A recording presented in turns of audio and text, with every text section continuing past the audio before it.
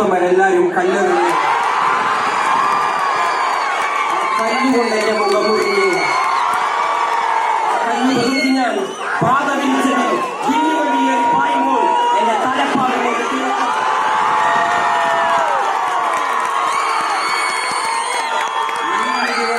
നഗരത്തിന്റെ രാജവീതിയില് നമ്മളെ പോലെയുള്ള ജനങ്ങൾക്ക് നടക്കാൻ പോലും പറ്റാത്ത അവസ്ഥയില് ഇവിടെ വില്ലുവഴി ഓടിച്ച് നമ്മുടെ തീരെ പ്രതീകമായിരുന്ന ഒരാളുണ്ടായിരുന്നു. ആളുടെ പേരെന്താണ്? മഹാവീരൻ. പോയിട്ട് വരാം മക്കളെ. ഇതിലും മറ്റൊരു